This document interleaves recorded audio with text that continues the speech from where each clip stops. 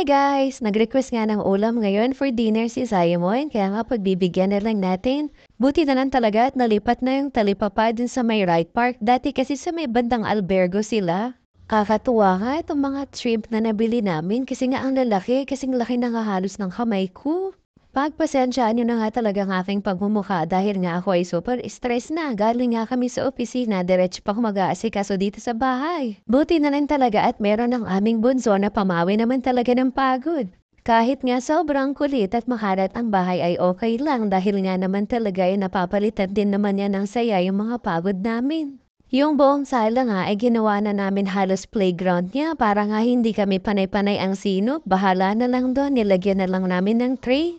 After ko ngang mahiwa yung bandang dekora ng mga shrimp ay hinugasan ko na tsaka ko naman prinito sa asin. Nilagyan ko nga ng konting mantika tsaka ko naman tinusta para nga mag-color orange yung sabaw.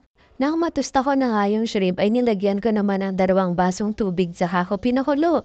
Pagkulo nga ng tubig ay tsaka ko naman nilagyan ng 1 kutsarang bagoong. Lagi daw tatandaan na kapag gagamitin mong panimpla ay bagoong isda, pakuluin mo munang mabuti yung tubig o yung panabaw mo bago mo timplahan ng bagoong para hindi pag-iiba yung lasa. At dahil nga alam ko sa sarili ko na hindi naman ako chef, lagi kong pinapatikim muna kung tama na ba talaga yung alat sa mag-ama ko bago ko talaga tanggalin yung ulam sa may kalan. Hindi ka nga rin pwedeng dagyan ng maraming bagoong dahil nga mangangati si Simon. Kailangan saktong-sakto lang yung maanuhan niya lang yung sabaw. Sabi ko nga sa kanya, itikim lang muna. Kaya nga lang kasi nagpasandok na diretso.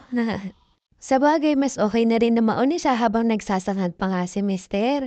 Tinutukan ko nga muna siyang kumain para kapag busog na siya, at least maglalaro na siya sa loob. Maka-concentrate din kami kumain mamaya ni Mister.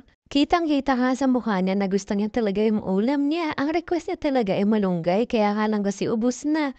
Kaya nga saluyot na lang yung binili ko at gusto niya rin naman pala. Kako nga sana wag magsawa sa gulay kasi mangilan-ngilan na lang din talaga ang bata ngayon na mahilig sa ganito.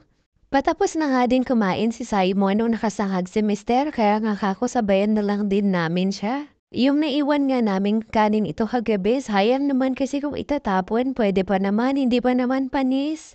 Ay sus, hinangagang pinari sa dinengdeng, wala na naman nito, mapapahirit na naman tayo niyan.